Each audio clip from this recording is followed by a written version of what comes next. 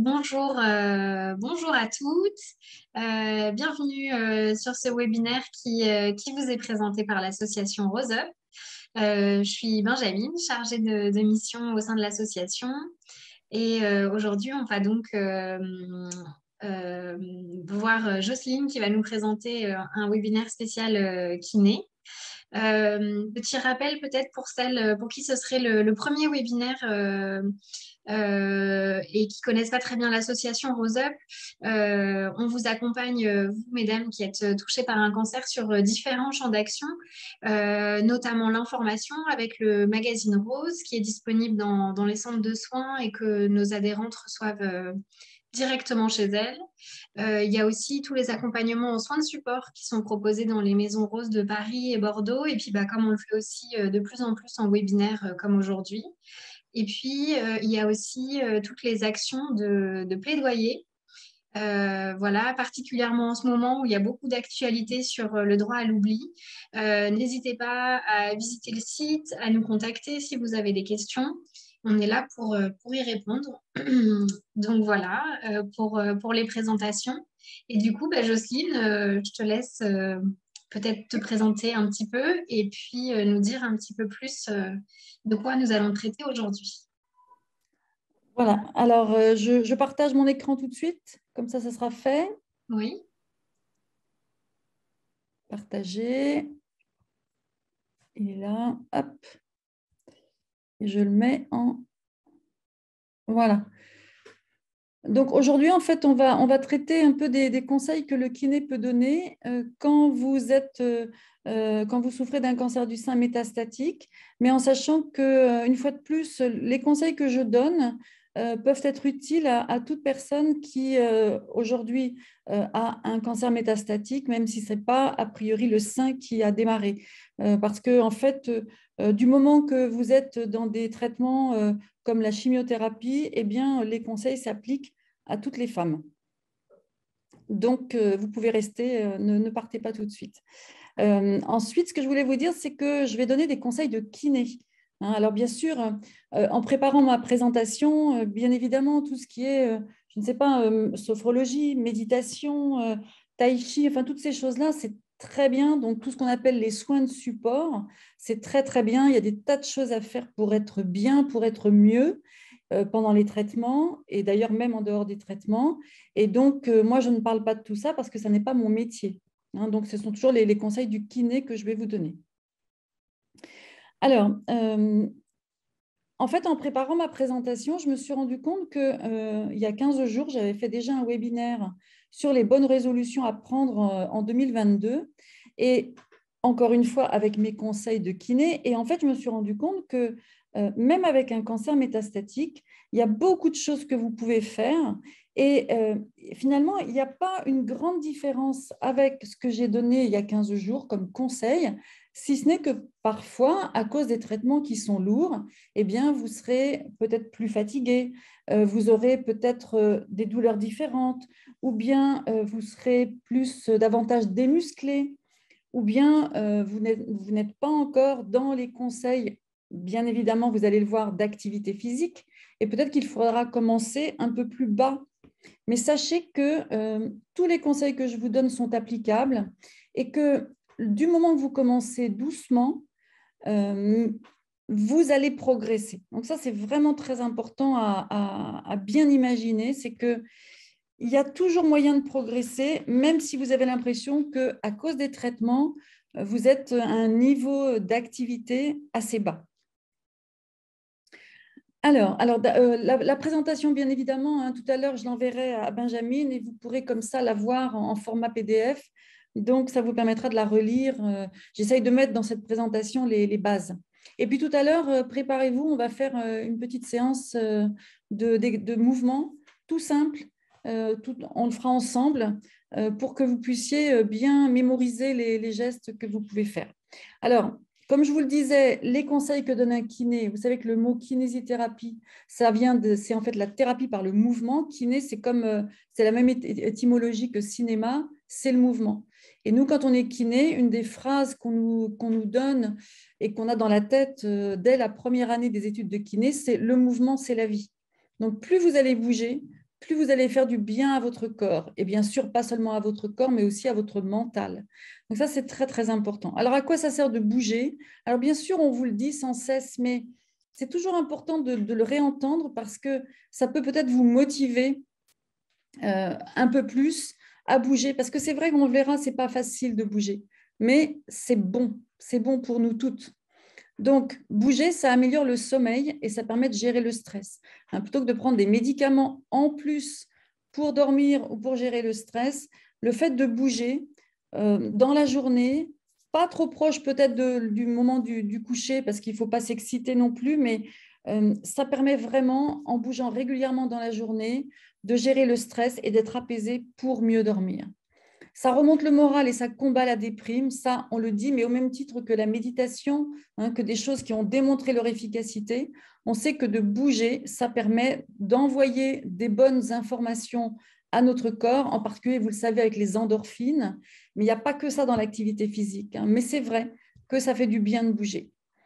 Une chose qui est très, très importante, et surtout si vous avez des problèmes de poids à gérer, et vous savez que le poids, ce n'est jamais une bonne chose, en particulier par rapport au cancer. Donc, le fait de faire de l'activité physique, ça régule le sucre qu'on a dans le sang et ça régule la production d'insuline. Et en fait, l'insuline, on n'a pas tellement intérêt à en produire et on en produit quand on a beaucoup de sucre dans le sang parce que, en fait, l'insuline, c'est aussi un facteur de développement des mauvaises cellules. Donc, ce n'est pas une bonne idée. Donc, il faut plutôt abaisser tout ça et puis et gérer cette notion du sucre dans le sang et cette notion de l'insuline et du sucre circulant. Alors, il y a Claude qui dit qu'il ne me voit pas, mais peut-être… Oui, Claude, en fait, là, pendant que Jocelyne présente, effectivement, on voit son support. De temps en temps, Jocelyne va remettre la caméra. Le Je ne but, l'ai c'est pas que vous enlevé. puissiez… Je l'ai pas enlevé la Non, caméra. non, mais c'est vrai que quand l'écran est projeté, en fait, les autres ne te voient pas. C'est Ah ça ben, qu'il faut d'accord. savoir. Et Voilà. ils ne peuvent pas mettre les petites pastilles sur le côté, comme j'ai moi, par exemple? Peut-être que dans vos options d'affichage, vous avez la Oui, possibilité en haut de votre écran, dans options d'affichage, Claude, voilà. vous avez peut-être la possibilité d'avoir des petites pastilles pour pouvoir continuer à voir Jocelyne qui parle. Oui, parce que c'est vrai, souvent, c'est plus agréable de voir la personne qui parle, en fait. Bah oui. Alors ensuite, de bouger, ça combat l'inflammation. Donc, si vous avez des douleurs articulaires à cause des traitements, si vous avez des hormonothérapies adjuvantes des traitements, le fait de bouger va combattre cette inflammation qui est amenée par les traitements. Alors là, il faut faire attention, il faut bouger raisonnablement. Et on va le voir, on va le redire, hein, il faut bouger en progression. Mais plus vous bougez, plus vos articulations sont fluides. Vous savez, il y a un liquide dans les articulations qu'on appelle la synovie. La synovie, c'est comme de l'huile. Si vous ne bougez pas, cette huile, c'est comme si vous aviez mis la bouteille dans le réfrigérateur. Si vous bougez, la bouteille, c'est comme si vous l'aviez secouée après le réfrigérateur et que l'huile redevient fluide. Et on comprend très bien que quand on a mal partout et quand on se sent raide, c'est parce que cette huile, elle est figée. Le fait de bouger fluidifie l'huile dans les articulations et ça réchauffe. C'est pour ça que les sportifs, les danseurs mettent des vêtements chauds pour s'échauffer. Et le mot échauffement, ça vient aussi de ça. Donc, le fait de bouger va améliorer le mouvement dans vos articulations et combattre globalement l'inflammation parce que le fait de bouger produit ce qu'on appelle des cytokines. Et ces cytokines, qui sont des bonnes cytokines dues au mouvement et à la contraction de nos muscles, elles viennent combattre des mauvaises cytokines qui existent dans le corps humain à cause de la maladie, à cause de l'inflammation, à cause de la graisse en excès. Et ce sont des mauvaises cytokines qui génèrent de l'inflammation, mais qui génèrent aussi de la fatigue. Et ce sont nos muscles qui sont des usines à production, en fait, de bonnes substances, on pourrait presque dire de bons médicaments pour être moins fatigué, pour être moins enflammé. Et c'est dommage de prendre un médicament, un vrai, mais un mauvais médicament avec des effets secondaires parce que ça génère encore plus de mauvaises cytokines, alors qu'on a en nous des usines à production de bons produits, de bons médicaments pour lutter contre la fatigue et l'inflammation. Donc ça, c'est vraiment très important à comprendre. Et même si c'est difficile de bouger parce que vous avez de la chimio qui vous fatigue, parce que vous êtes au fond de votre lit et que vous ne vous sentez pas de bouger, eh bien, essayez de trouver en vous encore un peu plus de ressources pour bouger. Et puis, dites-le autour de vous aux gens qui vous accompagnent pour qu'ils vous aident à sortir du lit et bouger. Et aller simplement faire une balade. Et bouger peut-être simplement chez vous. On va le voir. Alors ensuite, tous les effets secondaires des traitements, en fait, ils sont gérés par le mouvement. Hein. Comme je vous l'ai dit par rapport aux cytokines, tous les mouvements, tous les effets secondaires, et vous savez, même les nausées, même tous ces effets secondaires terribles, ils peuvent être améliorés par les traitements. Ensuite, on sait que le fait de bouger va limiter les oestrogènes circulants. Donc, pour les cancers hormonodépendants, c'est important même en complément des médicaments, c'est important de gérer ça. Ensuite, je vous l'ai dit, ça entretient les articulations, mais ça améliore le squelette. On parlera tout à l'heure, dans le cas de métastases vertébrales, des cimentoplasties. Mais c'est vrai que dès que vous pouvez renforcer votre squelette par de l'activité physique et en gainant vos muscles, même simplement, vous voyez, vous me regardez, là, vous écoutez, redressez-vous, étirez-vous. Quand je m'étire, je fais travailler les muscles qui sont tout autour de ma colonne vertébrale, comme une espèce de manchon qui fortifie ma colonne. Et même si vous avez une métastase vertébrale, en général, il y a eu une cimentoplastie, elle a été solidifiée, elle a été renforcée pour que, et puis elle a été traitée aussi souvent en radiothérapie ou en chimio. Vous pouvez renforcer vos muscles, mais simplement en vous étirant. Relâchez-vous quand c'est trop difficile, redressez-vous à nouveau.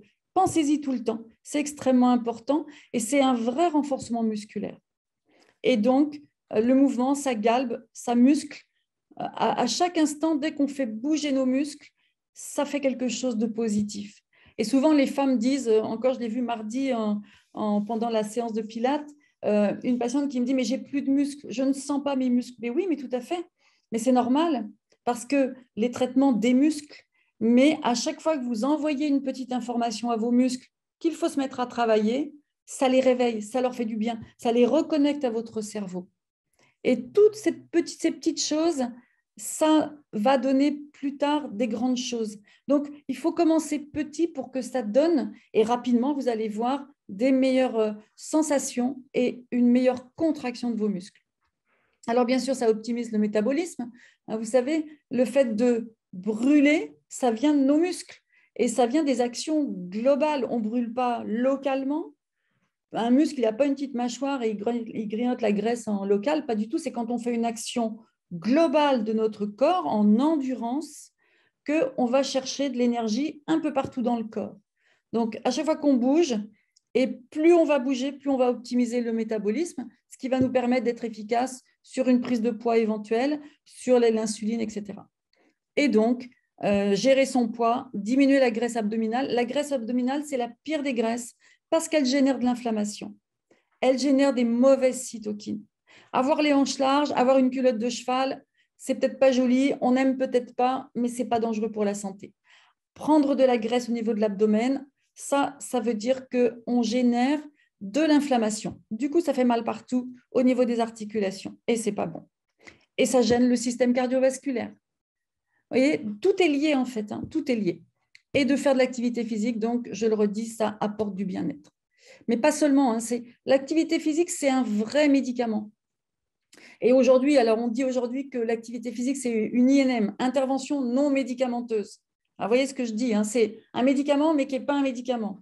Mais en tout cas, ça fait du bien. Et moi, je suis toujours surprise quand j'ai des patientes qui me disent j'ai mal, je prends un Doliprane.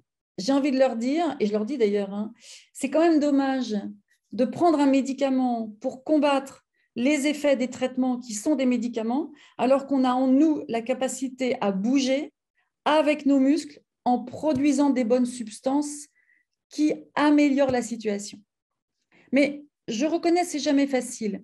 D'autant plus, vous connaissez cette étude très certainement qui a été faite il y a quelque temps et ça a été, on le voit publié au moment d'Octobre Rose avec la journée du 13 octobre qui est la journée du cancer du sein métastatique, mais on sait que vous avez déjà une charge mentale qui est déjà très élevée du fait des traitements, du fait de la maladie. On sait aussi qu'il y a des dégradations, donc je vous ai mis là, cette enquête a montré qu'il y avait une dégradation de l'état physique qui est importante, hein, moins 38%. Donc, c'est sûr que ça pose ça met en place des situations qui sont difficiles pour refaire de l'activité physique, pour bouger. Mais malgré ça, il faut vraiment essayer de le faire parce que c'est quelque chose qui ne peut vous apporter que des bienfaits, à condition, bien sûr, de le faire progressivement. Mais progressivement, c'est sous-entendu aussi régulièrement. Je ne fais pas beaucoup, mais je fais chaque jour un petit peu. Et c'est ce petit peu chaque jour qui va vraiment donner des résultats.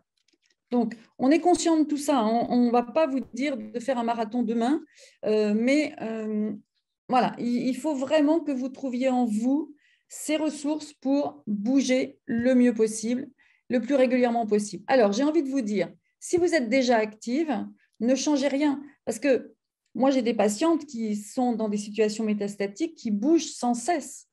Et du coup, les traitements sont hyper efficaces. Et je sais que parmi vous, il y en a qui m'écoutent. J'ai vu afficher le nom de Mathilde.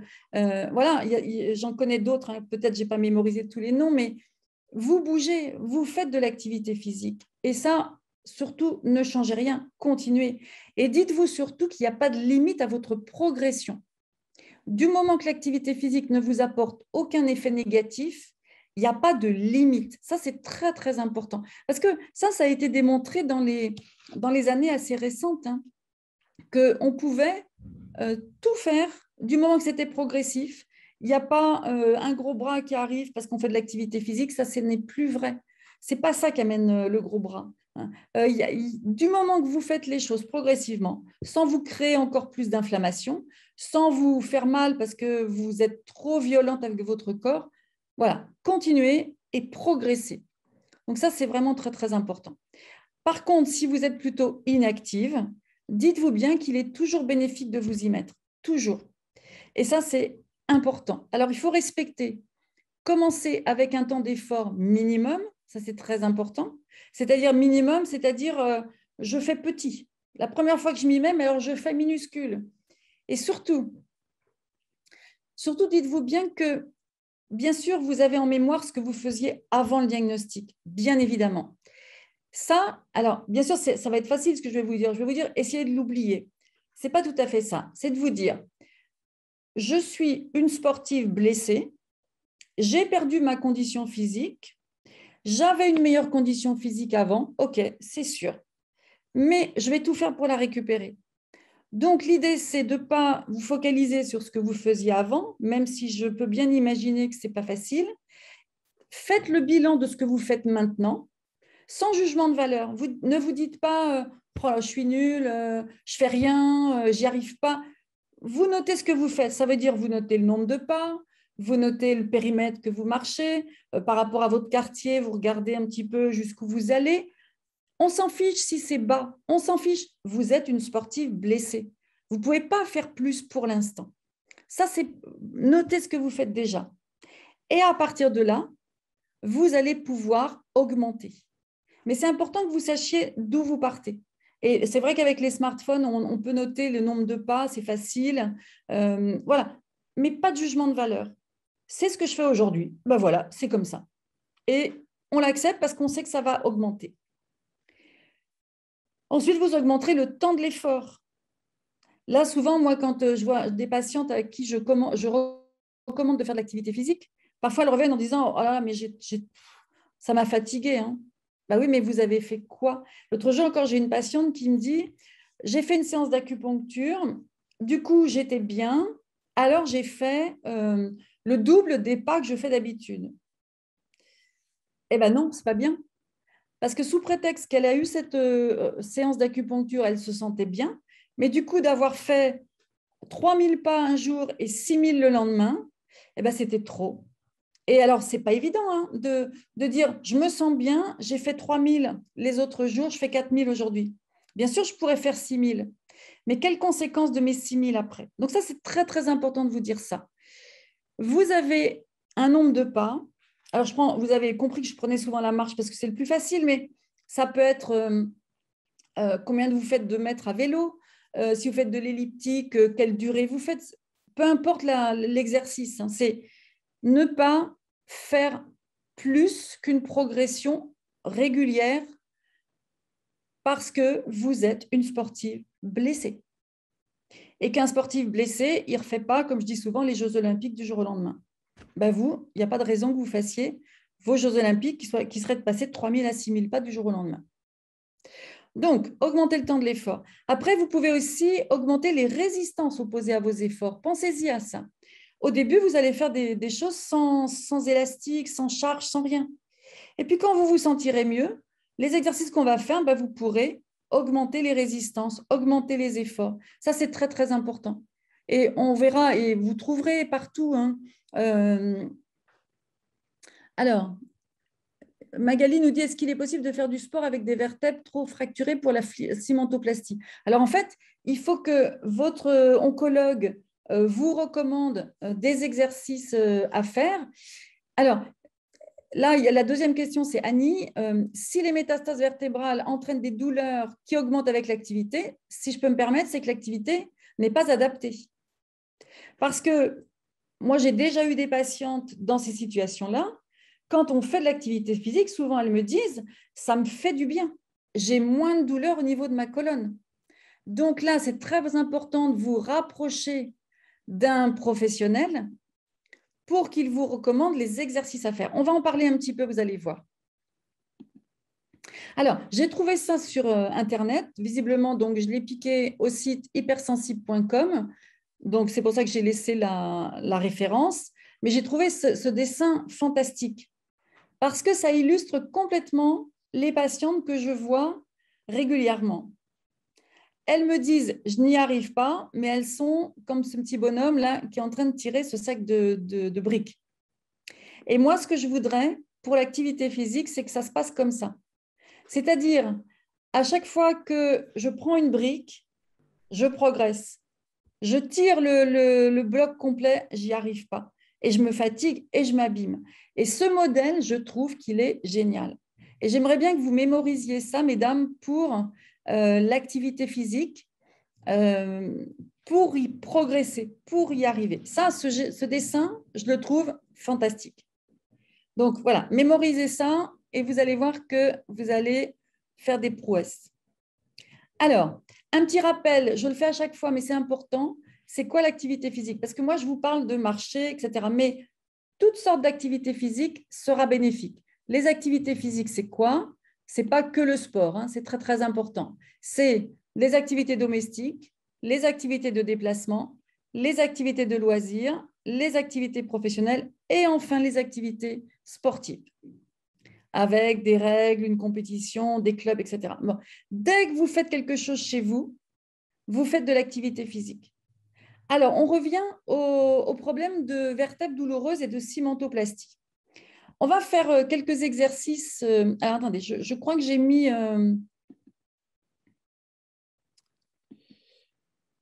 Voilà, vous voyez, je passe directement à la fin, mais je reviendrai en arrière. Mais on va répondre directement à la question des vertèbres douloureuses. Alors, on y va. Ça, c'est un exercice que je donne souvent parce que pour moi, c'est un exercice tout bête que tout le monde peut faire chez soi. On va le faire et on va voir ce qu'on va faire au niveau de la colonne vertébrale. Pourquoi je mets cette image? Parce que c'est la couverture de mon livre et c'est vrai que j'ai bien aimé quand mon éditeur a choisi cette image parce que je trouve que ça sert à tout le monde. Et on va le faire ensemble et on va voir ce qu'on fait au niveau de la colonne pour ne pas se faire mal. Alors, on va d'abord se mettre…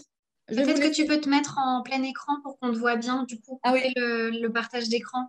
Ah oui, d'accord, ok. Attends, je reviens en arrière pour ma présentation, comme ça je reprendrai tout à l'heure comme ça. J'arrête de partager l'écran. Voilà. Super. Voilà, comme ça on te voit en entier.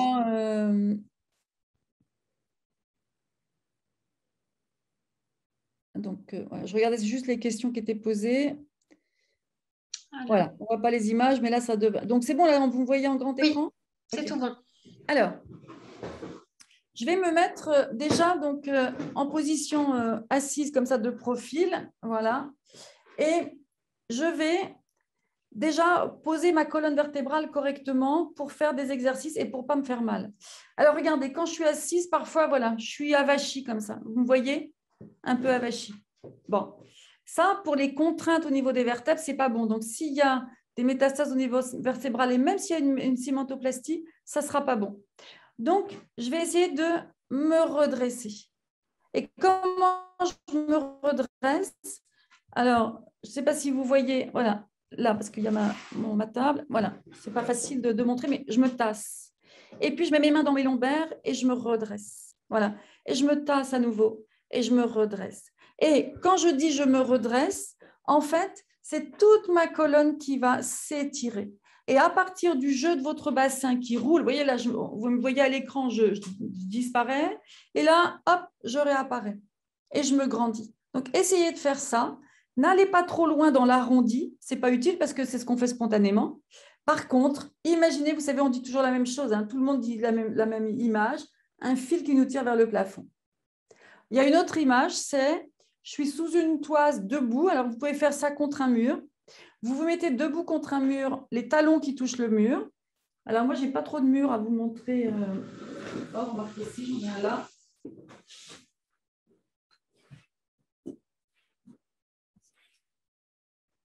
Hop, je me mets contre le mur. Voilà, ici. Je me mets talons contre le mur, ma tête contre le mur. J'imagine qu'on m'a mis une toise. Et puis, on veut mesurer. Ben, moi, je veux paraître plus grande. Et puis, on pourrait le faire d'ailleurs parce qu'on le fait pour les enfants. Et pourquoi on ne le ferait pas pour les adultes?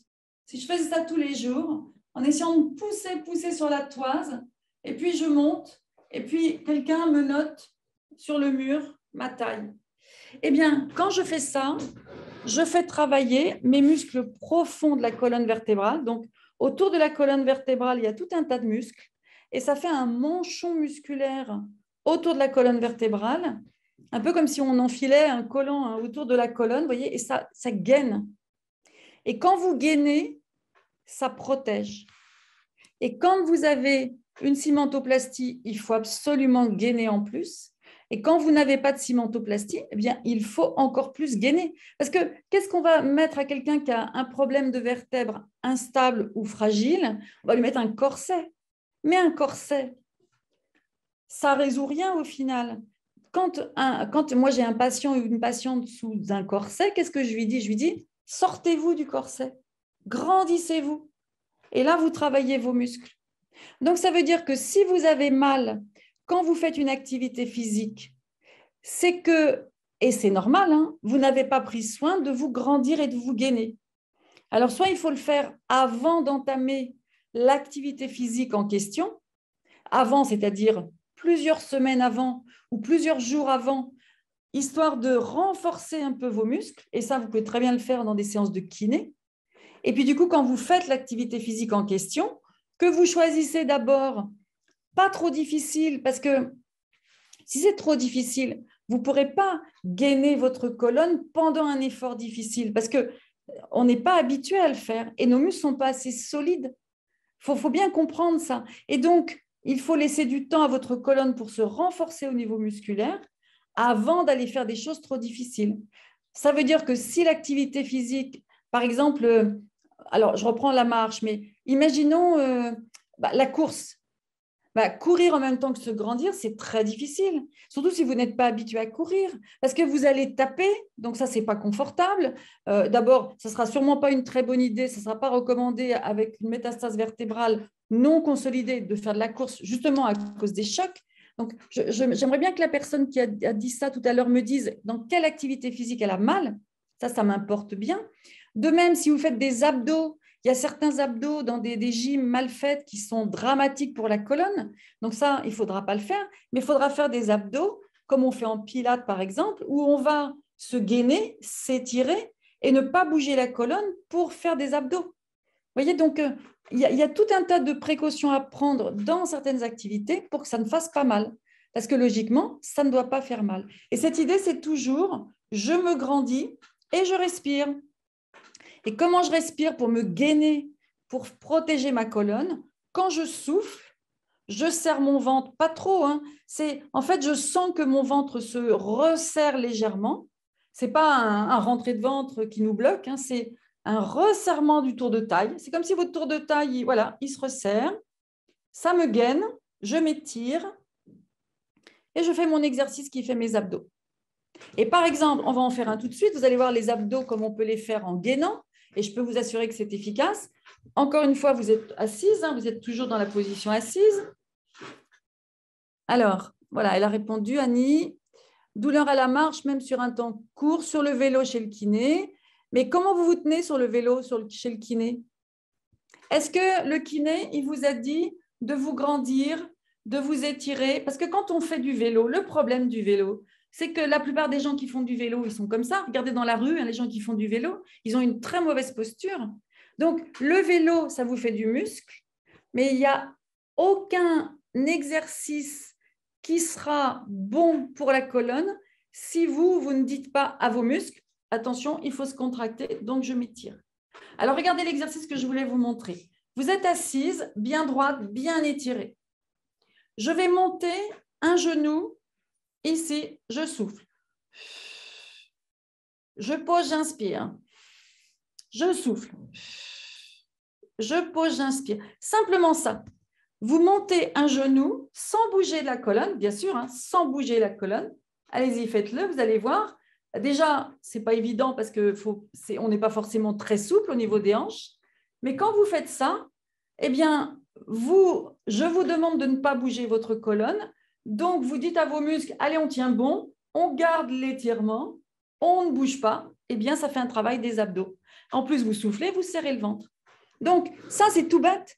Mais c'est un exercice à faire régulièrement quand on est assis, plutôt que d'être avachi. Bah, tiens, je me redresse, je m'étire, puis je fais mon petit exercice de lever un genou sans bouger.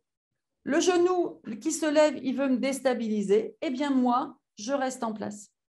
Du coup, je pense que ça répond à la question de Magali qui demande si le gainage aidera en cas de tassement. Elle dit qu'elle a mal à la Oui, marche avec la bien sûr. T1 écrasée. Donc Eh là, oui, cet exercice est tout à fait recommandé. bien sûr, parce que tous ces exercices, ils vont donner un petit pourcentage d'étirement dans la colonne et de protection que vous allez développer à force de le faire et vous allez retirer de votre colonne, si vous voulez, le côté néfaste de la mauvaise posture. Parce que, en fait, il y a le problème au niveau osseux, mais il y a la mauvaise posture qui aggrave la situation. Et en vous tenant correctement, progressivement, parce qu'au début, vous verrez, ça sera fatigant. Donc, vous pouvez vous aider avec vos mains, vous poussez avec vos mains votre colonne vers l'avant, et puis vous lâchez vos mains en soufflant et vous tenez. Juste le fait de tenir, ça recrute vos muscles.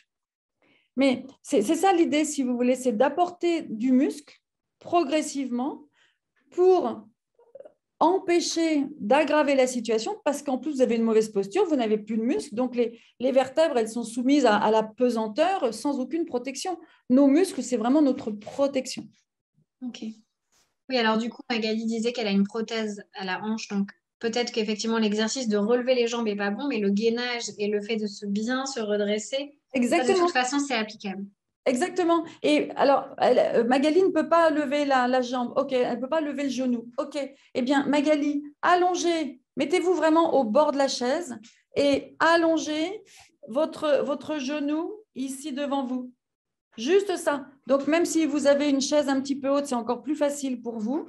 Vous allongez simplement la jambe. En fait, ce qu'il faut, c'est bouger quelque chose dans vos jambes, quelque chose qui déstabiliserait votre colonne. Donc, ça peut être, j'allonge un peu mon genou, mais s'il n'est pas allongé complètement, ce n'est pas grave. Je relève ma pointe de pied vers moi. Si vous ne voulez pas bouger vos jambes, vous bougez vos bras.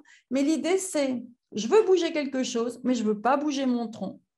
Du coup, vous envoyez des ordres à vos muscles du tronc en disant, allez, on ne bouge pas, on gaine, et ça renforce. Et puis, toujours avec l'idée, j'ai un sac de riz sur la tête, j'ai un fil qui me tire vers le plafond, etc. Vous voyez, toujours l'idée de gainage vers le plafond. Ça, c'est vraiment très important pour protéger. Vous savez, l'image que l'on prend, c'est le béton armé. C'est quoi du béton armé? C'est une colonne de béton et dedans, on a glissé une tige de fer. Ça, c'est le béton armé. Okay, et ça, on voit ça sur les chantiers parfois. Notre colonne vertébrale, la tige de fer, c'est la vertèbre et le béton autour, ce sont nos muscles. Et c'est pour ça que c'est solide, une colonne vertébrale.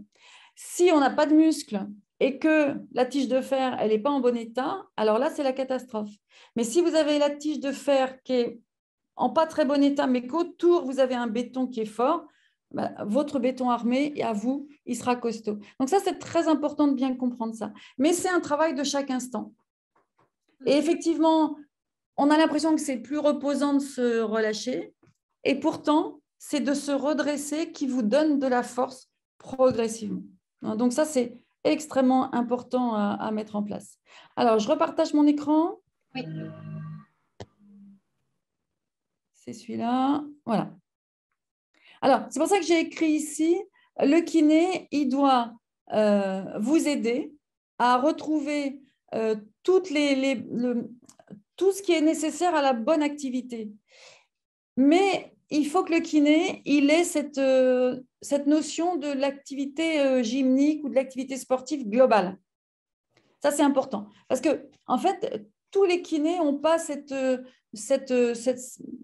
comment dire, cette tendance à se préoccuper du corps globalement. Donc, par exemple, je mets quelqu'un sur un vélo, je regarde comment il fait du vélo. Ce n'est pas le vélo qui est bon, c'est la bonne posture sur le vélo. Et ça, c'est important parce qu'à chaque fois, j'ai des patientes qui me disent, est-ce que je peux faire telle activité? Et moi, je leur réponds, je ne sais pas parce que je ne sais pas comment vous la faites. Et faire du vélo mal installé, bah, autant pas en faire. Vous voyez, c'est très important ça. Donc, vous devez avoir conscience de ça. Et je suis sur mon vélo, je me grandis. Et par exemple, quand on voit les gens pédaler, parce que si vous faites du vélo aussi à l'extérieur, et puis parfois, alors, vous trouvez un kiné spécialisé, c'est beaucoup dans le réseau des kinés du sein, vous savez, le RKS. J'ai mis ici le sigle du réseau des kinés du sein. Parce que ce sont des kinés qui vont être un petit peu sensibilisés à ça.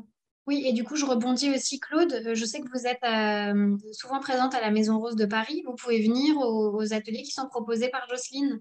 Elle Par pourra du exemple, coup vous accompagner. Et puis, dans les Maisons Roses, tous les praticiens qui viennent sont là justement pour vous accompagner dans une pratique sportive adaptée. mm. Donc, si jamais vous avez l'occasion et que vous êtes proche des Maisons Roses, n'hésitez pas à nous solliciter. Mais tu vois, Benjamin, par exemple, le mot adapté, c'est intéressant aussi de bien le développer parce que des fois, adapté, on se dit, oh, faut pas que ce soit trop difficile. Ah oui, non, adapté, ça ne veut pas dire adapté dans Voilà, l'intensité, c'est adapté voilà. dans la gestuelle aussi. Exactement, mais c'est important qu'on ait bien cette notion-là, c'est-à-dire que adapter, comme tu viens de le dire exactement, dans la gestuelle. Et par exemple, regardez l'image que je voulais vous donner. Vous regardez dans la rue quelqu'un qui pédale avec les vélos, vous savez qu'on peut louer dans la rue, et puis il y a une petite côte, et les gens voilà, ils pédalent. Voilà. Et bien ça, dites-vous bien que ce n'est pas efficace. Si je veux avoir de la force dans mes jambes, je dois pédaler avec le tronc bien droit, bien placé. Parce que du coup, je ne perds pas mon activité, enfin ma force à me dandiner comme ça, je me gaine. Donc, pensez-y. Si vous faites du vélo, non seulement vous devez vous étirer, mais quand vous pédalez un peu plus fort, parce qu'on veut que vous fassiez du muscle et c'est bien, gainez encore plus. Ça, c'est très important. Mm. Et du coup, ça rebondit aussi sur ce que dit Christine, qui a eu à faire, qui a une cimentoplastie et des broches aux vertèbres. Elle a dû faire des pompes au sol. Ça lui a provoqué des douleurs, alors que les pompes au mur lui conviennent beaucoup mieux. Alors voilà, Christine, c'est parfait ce que vous dites, parce que ça aussi, c'est très important. Normalement, quand vous faites une gym adaptée, c'est adapté à votre condition physique du jour, mais ça, c'est valable pour tout le monde. Moi, des patients qui viennent pour un mal de dos, mais sans aucun problème de métastase, etc., si je leur fais faire un truc qui les abîme, ça ne va pas aller. Donc, de toute façon, oui, vous avez raison, il faut que vous trouviez l'exercice qui convient à votre niveau d'aujourd'hui, et c'est comme ça que vous allez l'améliorer. Alors que si vous faites quelque chose de trop dur qui vous fait mal, ça va servir à rien. Donc ça, c'est pour ça que vous devez être en face d'un professionnel qui va trouver, que ce soit un kiné ou un éducateur sportif, c'est bien aussi, hein. C'est quelqu'un qui va trouver le bon exercice à votre niveau.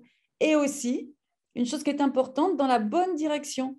Parce que peut-être que les pompes, dans une problématique de cancer du sein, par exemple, ça va renforcer certains muscles qui sont déjà trop forts et ça ne va pas vous aider par rapport à d'autres douleurs. Donc, attention aussi au choix des exercices. Les pompes, c'est un exercice classique. Tout le monde a envie de faire des pompes. Est-ce que c'est ce qu'il y a de plus efficace? Je ne sais pas. Mais en tout cas, c'est peut-être parfois un peu néfaste. Et on peut faire des choses extrêmement intéressantes sans passer par les pompes. Donc voilà, donc notez bien cette idée de c'est quoi l'activité physique, donc qu'est-ce que je fais déjà et qu'est-ce que dans mes autres activités physiques je pourrais faire pour faire un peu plus d'activité physique. Alors, je vous ai mis ce document, là je ne vais pas trop en parler parce que je vous l'enverrai et puis comme ça vous pourrez le lire. Alors, Claude, oui, gainer, ça équivaut à quoi? Alors, c'est une très bonne question. Et c'est vrai qu'à force, on oublie de le redire, mais la définition du gainage, c'est quand deux muscles se contractent en même temps, de part et d'autre, de la même articulation. Souvent, le gainage, on voit effectivement les pompes, mais c'est un gainage parmi d'autres. À partir du moment, quand j'ai fait tout à l'heure le fait de lever le genou et que mon tronc ne bouge pas, c'est un gainage. Si je me mets à quatre pattes et que je lève une jambe et que je suis en appui sur mes mains et sur une seule jambe, au niveau de mes épaules, c'est du gainage parce que mes muscles se contractent pour stabiliser mes épaules. Le gainage, ce n'est pas spécialement tenir en position de pompe. Ça, c'est les pompes qui gainent. Il y a plein d'autres choses qui gainent. Quand je me grandis, en serrant mon ventre, c'est du gainage. Et il suffit, par exemple, que je sais pas, moi, je peux tirer sur mes mains comme ça. Voilà, je tire sur mes mains comme ça. Vous sentez en soufflant votre ventre qui se contracte avec vos lombaires. C'est du gainage au niveau lombaire. Je n'ai pas fait de pompe. Et en plus, j'ai tiré sur mes doigts. Ça m'a renforcé les muscles du dos. Vous devez le sentir si vous le faites en même temps que moi. C'est du gainage. Parce que le gainage, ça veut dire plutôt stabilisation. Mais ce n'est pas un exercice qui fait du gainage. Ce sont des milliers d'exercices. Sauf que dans Facebook, etc., quand on voit gainage, tout le monde est sur les avant-bras, les poings bien serrés. Alors la respiration, je ne vous en parle même pas, c'est jamais dit. C'est une catastrophe. C'est une catastrophe. Ça abîme plutôt qu'autre chose. Donc, vous lirez ce document.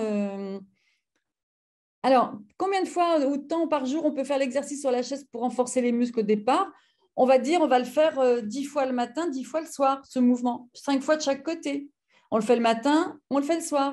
Et puis le lendemain, si ça va bien, on se dit, ça va bien, ça veut dire, je l'ai bien fait, je sais bien respirer avec, ben, je vais le faire 12 fois. Et puis après 15 fois, puis après je vais le faire 4 fois par jour. Et puis après, je vais faire d'autres choses, vous allez voir. Si j'arrête de parler, on va faire des exercices. Donc là, le tableau, je voulais marquer parce que c'est pour vous montrer que toutes les activités physiques sont bonnes à prendre. Toutes les activités physiques n'ont pas la même valeur. La valeur d'une activité physique, elle s'exprime en MET, Metabolic Equivalent of Task, et ça vous permet de définir chaque semaine la dose d'activité physique que vous faites. Mais rassurez-vous, dès que vous faites des choses à la maison, dès que vous faites des activités de loisirs, vous gagnez des mètres. Voilà. Et pendant les traitements, on dit qu'il faut que vous ayez au moins 10 mètres. Alors, je vous ai mis un petit exemple ici. La marche, c'est 3,5 mètres pour 1 heure. Si je marche une demi-heure tous les jours, eh bien, je gagne la moitié de 3,5, c'est-à-dire 1,75. Mais si je le fais tous les jours, c'est multiplié par 5. Ça fait déjà pas mal. Et si je fais après une petite séance de gym, une séance de pilates, par exemple, ça va être 4 mètres pour 1 heure. J'en fais un peu tous les jours, et je gagne 1,5 tous les jours. C'est bien. Vous voyez, donc, vous pouvez, et on a la même chose. Donc là, ils ont mis passer l'aspirateur, balayer, donc c'est que des trucs de femmes, mais ça peut être du bricolage. Je fais de la déco chez moi, je bouge, donc c'est de l'activité physique. Tout ce que vous pouvez faire, c'est de l'activité physique. Et ça, c'est important de le faire toujours. Si je bricole, chez moi, je le fais en bonne position. Si je fais la vaisselle devant mon évier, j'essaie de le faire en bonne position. Vous voyez, il n'y a aucune raison qu'il y ait des moments où je ne sois pas en bonne position parce que ça va abîmer ma colonne. Et si ma colonne elle a besoin d'être gainée, d'être protégée, il ne faut pas la laisser s'abîmer. Donc ça, je passe plus rapidement. Alors, des conseils tout bêtes, il faut que l'exercice soit rentable. Rentable, ça veut dire, je veux lui donner un maximum d'occasions de me faire du bien. Alors, vous savez que vous devez minimiser la station assise. Ça, c'est extrêmement important. Marcher dès que possible. Ça aussi, c'est extrêmement important. Mais en étant équipé. Des chaussures, des sacs adaptés. Donc, une banane, c'est la mode en ce moment, les bananes. Vous savez qu'on met comme ça, c'est assez confortable. Mais c'est un sac en bandoulière, pas un sac d'un côté parce que ça fait mal aux épaules. Ça peut être un petit sac à dos, pourquoi pas. Et les bâtons, c'est merveilleux pour marcher parce que quand on marche avec des bâtons, et ça, on va vite le ressentir. D'abord, ça aide si on est un peu fatigué parce que l'effort, il n'est pas que sur nos deux jambes, mais il est sur nos quatre membres. Donc déjà, le même effort, il est réparti. Et surtout, vous allez le sentir. Dès que vous marchez, votre colonne, elle est étirée. Et ça veut encore gainer et protéger vos vertèbres. Donc, si vous marchez et que ça fait mal, achetez-vous des bâtons et marchez avec vos bâtons. Regardez sur le site de Decathlon. Il y a des vidéos pour montrer comment on marche avec des bâtons. Ce n'est pas bien compliqué, mais ça fait un effet fantastique au niveau de votre colonne. Marcher en musique, ça je le dis à chaque fois, mais c'est valable pour tout le monde. Je me mets ma playlist, je me mets des musiques que j'aime et de préférence des musiques un petit peu dynamiques. Du coup, ça me permet, surtout que je m'organise avec ma playlist, je m'organise pour faire des rythmes rapides, des rythmes lents, des rythmes rapides, des rythmes lents. Ou alors je fais que du rapide si j'ai déjà un peu récupéré la forme, ou que des choses un peu lentes, puis avec des choses un petit peu plus dynamiques. Mais du coup, je marche avec cette musique dans la tête, eh bien, ça me fait accélérer. Ça me donne du plaisir à marcher parce que je suis dans ma tête avec ma musique et je suis bien. Donc, pensez-y. Et toujours, je marche en me grandissant. Ayez l'air snob quand vous marchez. Ça, c'est très, très important. Regardez le nombre de gens dans la rue qui marchent en regardant par terre. Marchez pas avec votre smartphone à la main. Le smartphone, il est rangé dans les poches, vous avez vos écouteurs et vous regardez autour de vous. Et vous faites un petit peu fière allure. Mais ça, c'est extrêmement important pour votre gainage. Dès que vous pouvez, vous montez des escaliers, mais montez pas tout de suite toutes les marches. On ne monte pas des escaliers pour monter un étage. On monte des escaliers pour faire de l'activité physique. Donc, si c'est que 3 marches au début, même 2, eh bien, aujourd'hui, on est jeudi, j'ai monté 3 marches. Je les redescends. Et puis, je prends l'ascenseur. Et puis, demain, peut-être que je vais monter 4 marches et je redescends. Vous voyez les briques et pas l'escalier pour monter un étage. Non, hors de question si vous n'êtes pas capable. Ce n'est pas grave. Demain, ça sera mieux. Ça, c'est très, très important. Donc, vous travaillez votre équilibre, votre gainage à tout instant. Je me brosse les dents. Je prends toujours le même exemple parce que ça, c'est valable pour tout le monde. Je me brosse les dents. Je me brosse les dents sur un pied. Comme ça, je travaille mon équilibre et mon gainage. Bon, là, la respiration, c'est plus difficile. Mais j'enfile une chaussure sur un pied. Alors, si j'ai un peu peur de tomber parce que je ne suis pas très stable, je me mets le dos contre le mur. Et puis, je me décolle du mur. Puis, si jamais j'ai un problème, il y a le mur qui va me rattraper. Bien évidemment, je ne vais pas prendre de risques. Mais oui, c'est tout bête. Mais si vraiment vous partez d'une masse musculaire qui a vraiment été affaiblie, faites tout simple, mais faites-le. Ensuite, renforcer les membres des muscles supérieurs et les muscles du dos, c'est ce que je vous ai montré. Croisez, on va le refaire. Croisez vos doigts. Jamais pousser comme ça, parce que ça ne sert à rien, ça referme. Mais crochetez vos doigts. Essayez de décrocher vos doigts, comme ça. Là, vous sentez que ça travaille l'arrière du corps. Maintenant, faites-le en vous grandissant, en soufflant. Mais rien que ça. Mais c'est un exercice super. Et on relâche, parce qu'on n'est plus habitué. Donc, ça va être un peu désagréable au début. Je vais le faire 2 fois. Je l'ai fait 2 fois ce matin, je le referai 2 fois cet après-midi. Puis après, je le ferai 2 fois 4 fois dans la journée. Vous voyez, 2 mouvements, 4 fois dans la journée. Enfin, à vous de vous faire une progression à votre guise. C'est vous qui choisissez, mais c'est progressif. Et puis, une routine d'étirement chaque jour. Si vous retrouvez les anciens webinaires, on a montré des routines d'étirement, mais je vais vous faire des exercices rapidement. Il va nous laisser un petit peu de temps. Voilà. Alors, on y va. L'exercice, celui que j'adore, c'est celui du bouquin, je vous disais tout à l'heure. Est-ce que tu peux te remettre Pardon, oui, tout à fait. en caméra, comme ça on te voit bien. Voilà. Comme ça, c'est bon? Oui. Attends, je prends mon anti-sèche pour... Voilà. Alors, on y va. Le premier exercice, c'est se lever, s'asseoir d'une chaise. Quand je me lève et quand je m'assois, plutôt que de me laisser tomber ou plutôt de le faire avec mes mains sur mes genoux, je vais mettre mes mains ici en l'air et je vais faire comme ça. Je me penche en avant, mon dos est plat, je serre mon ventre et je me redresse. Et pour m'asseoir, pareil, je vais chercher la chaise avec mes fesses. Voilà, et j'y vais doucement. Et je souffle en faisant le mouvement de descente ou de montée. J'inspire, je souffle. J'inspire, je souffle. Ça s'appelle des squats en gym, ça. hein, en musculation. Ben, nous, on le fait dans la façon de se lever et se sortir de la chaise. L'autre jour, je disais à la Maison Rose, je dis, mais regardez quand on s'assoit sur le siège des toilettes. Pourquoi je prends l'exemple? Parce que les toilettes, on y va plusieurs fois dans la journée. Et souvent, c'est un peu bas. D'ailleurs, c'est mieux que ça soit bas. Parce que si les personnes âgées, on leur met des rehausseurs, et c'est une catastrophe parce qu'elles font plus d'efforts. Et on leur met des poignées sur le rehausseur. Alors, bien sûr, hein, c'est normal, on les aide pour pas qu'elles restent coincées sur le siège des toilettes. Mais nous, on ne veut pas ça. Donc, on va le faire avec nos bras et avec nos... Non, enfin, je veux dire, sans nos bras et avec nos muscles. Et on y va. Je me lève du siège des toilettes, ici, et je me rassois. Je vais chercher le siège des toilettes. Où il est, je le trouve, et je m'assois. Mais on le fait avec sa chaise, à chaque fois qu'on se lève et qu'on s'assoit. Eh bien, faites ça un nombre de fois énorme, parce que dans la journée, on se lève, on s'assoit de nombreuses fois, ça muscle. Alors, bien sûr, déjà, repérez comment vous le faites, vous, spontanément. Est-ce qu'on n'est pas toujours en train de mettre les mains sur les genoux, hein, sur les cuisses? Souvent, on fait ça. Hein. Ben, ça m'aide. Ça, c'est très facile. Alors que si j'ai levé mes bras, beaucoup plus difficile. Hein. Alors, vous allez me dire, mais ça, c'est facile. Mais peut-être pas, parce qu'il y a des personnes qui sont tellement démusclées à cause des chimios que rien que ça, c'est difficile. Et souvent, ça fait mal aux cuisses. Mais dites-vous bien que plus vous allez le faire, moins vous aurez mal aux cuisses. Ça, c'est très, très important. Et puis, si jamais vous êtes déjà costaud, ben, faites-le. Il y a Annie qui me dit que ce que vous me dites me démoralise. Alors,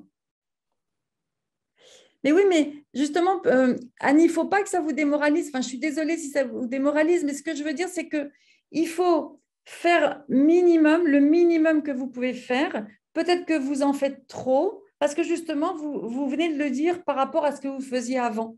On est d'accord que ça, c'est très certainement très difficile à encaisser.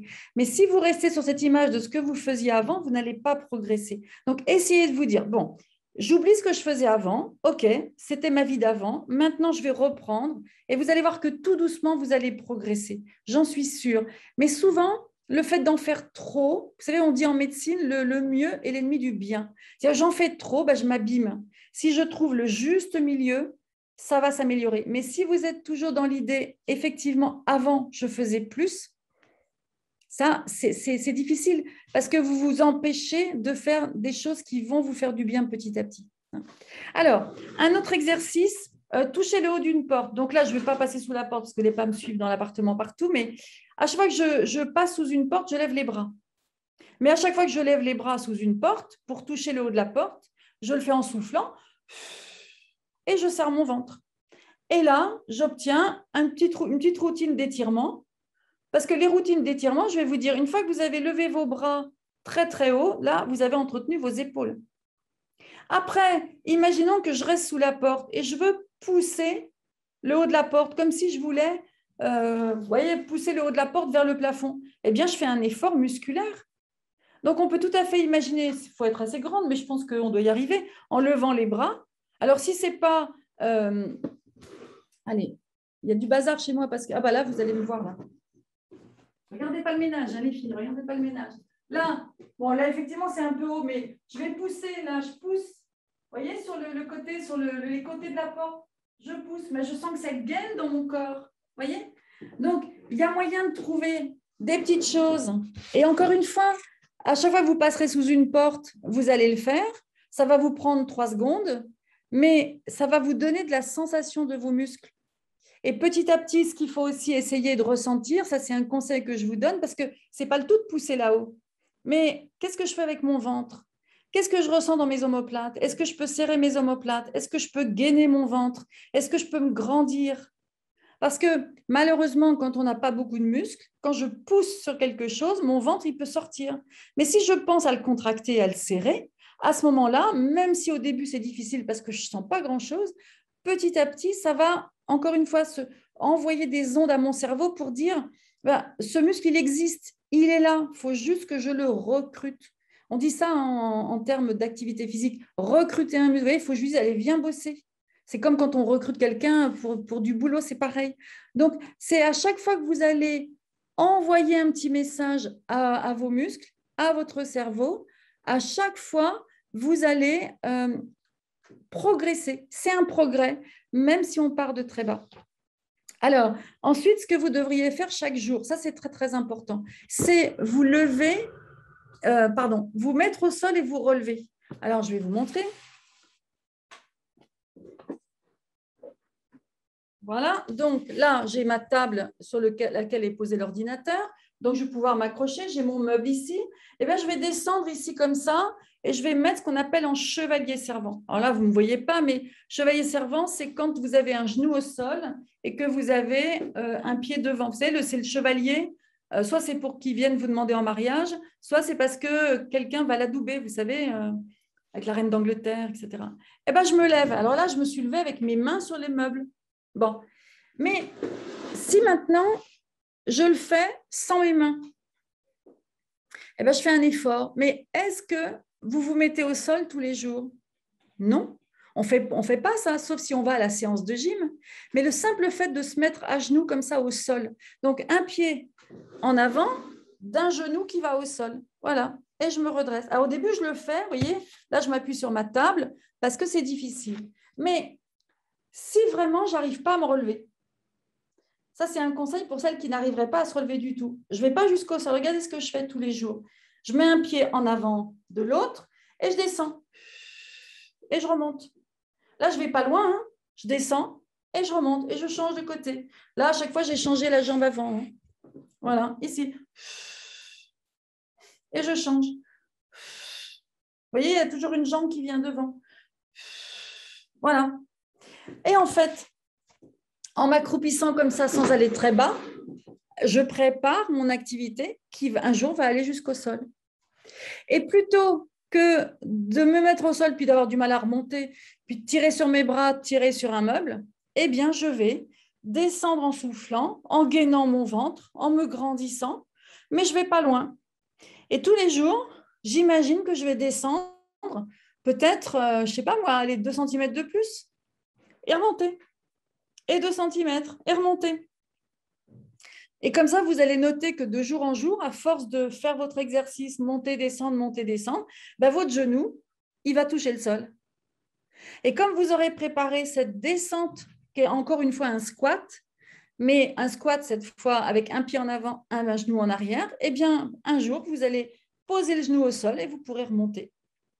Donc, ne vous inquiétez pas encore une fois si aujourd'hui, vous ne pouvez pas mettre un genou au sol et vous relever, et que vous avez vraiment besoin de vous hisser avec vos bras, avec un meuble, etc., ça n'est pas grave. Ne le faites pas. Par contre, entraînez-vous à vous accroupir un petit peu. Donc, on va en direction de l'accroupissement, on se redresse. En direction, on se redresse, mais vraiment très, très peu. Et puis, tous les jours, vous le répétez. Et puis, en fonction de votre fatigabilité, il y a des jours où vous irez moins bas que d'autres. Mais vous allez petit à petit, vous allez voir, parce qu'il n'y a pas de raison que vous ne le fassiez pas, vous allez petit à petit voir que vous progressez. Et un beau jour, le genou touchera le sol. Mais si on interroge autour de nous des tas de gens, il y a plein de gens qui ne se mettent pas au sol comme ça, à genoux. Et alors, forcément, on va perdre de la force parce qu'il faut de la force pour se relever du sol. Donc, on devrait, en fait, tout le monde, et ça je le dis beaucoup dans mon livre aussi, hein, tout le monde devrait faire des choses par rapport au vieillissement. Et vous avez le vieillissement, mais vous avez aussi souvent les traitements qui vous abîment. Alors, je dis le vieillissement, mais ne le prenez pas mal, mais le vieillissement, il démarre à 35 ans, hein, même à 30 ans.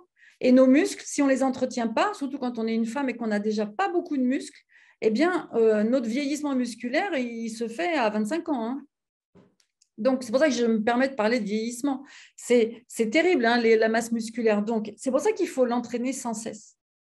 Et vraiment, il faudrait passer cette idée de tout le monde devrait un jour se mettre, enfin chaque jour se mettre à genoux, en chevalier servant, d'un côté de l'autre, parce qu'on a toujours un pied, un membre inférieur préférentiel, donc l'autre, il ne bosse pas. Et ben, on se met à genoux d'un côté, à genoux de l'autre, en chevalier servant, et tous les jours, on se redresse. Et là, du coup, vous allez voir, vous allez vraiment vous renforcer et faire du muscle. Parce qu'il n'y a pas de raison que vous n'en fassiez pas. Mais simplement, il ne faut pas le submerger, ce muscle ou ces muscles. Il ne faut pas les submerger d'efforts parce que là, ils ne vont pas aimer. Alors, oui, sous la douche, par exemple. Regardez, parce qu'il y a des moments où vous pouvez faire de l'activité physique. Des fois, sous la douche, pour faire sa toilette intime, par exemple, on va s'accroupir. Eh ben, on s'accroupit, eh bien, on se relève sans les mains. Et souvent, c'est difficile, mais il faut le faire, absolument. Ensuite, quand on se nettoie le dos, eh bien, voilà. Et c'est pareil, je le montre à chaque fois parce que ça, c'est utile pour tout le monde. Eh bien, je me nettoie le dos et je vais frotter mon dos et au-dessus, en dessous, plutôt que de le faire qu'en bas et puis aller vite fait avec la douche. Ben non, j'essaye de le faire. Et si vous avez des cicatrices quelque part, sur les seins, même sur l'abdomen, vous pouvez masser sous la douche en vous savonnant. C'est souvent plus agréable, si tant est que ce soit agréable, moins difficile de masser des cicatrices comme ça ou de faire bouger des zones du corps dans des circonstances où, de toute façon, on touche notre corps et on se savonne. Donc, autant que ce soit un geste un peu plus thérapeutique, par exemple. Mais pensez-y. Vous voyez, donc, dès que vous faites un effort, vous soulevez un enfant, vous le faites avec vos jambes écartées comme un sumo, vous savez, comme un lutteur, avec le souffle qui vous gaine en vous grandissant, parce que l'enfant, ça représente une charge. Si vous soulevez un sac de course ou un sac à main ou je ne sais quoi, faites-le avec le côté gymnique, toujours, parce que du coup, vous travaillez vos muscles et vous renforcez vos muscles. Et ce sont des petites choses comme ça qui, à mon avis, peuvent vous aider à vraiment aller récupérer ces fameux muscles qui sont tellement bénéfiques et qui vous, quand ils se contractent, ils vous donnent des bons produits. Et puis, quand ils se fortifient, eh bien, ils vous protègent de pas mal de douleurs, en fait, hein, qui arrivent parce qu'on n'utilise pas assez nos muscles. Alors, qu'est-ce que j'avais préparé encore à vous dire? Ah oui, je voulais finir, je ne sais pas si je repartage, mais c'est vite fait de repartager. Comme ça, je répondrai à la question, où trouver mon livre? Alors, où trouve-t-on mon livre? Alors, mon livre, comme ce n'est pas non plus un best-seller et ce n'est pas d'un grand romancier, souvent dans les librairies, il faut que vous le commandiez.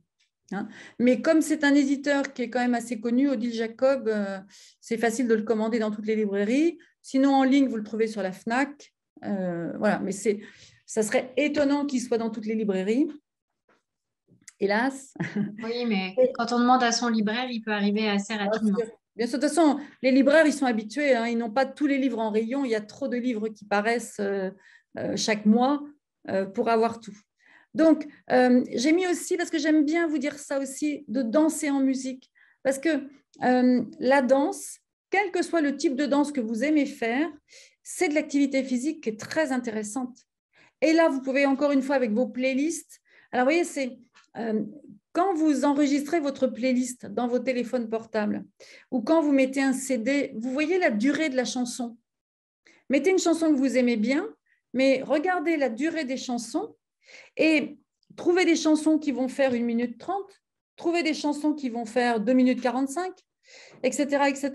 Et puis, vous vous dites, bah, aujourd'hui, je prends la moitié de ma chanson d'1 minute 30, et puis demain, je prendrai peut-être les 3/4.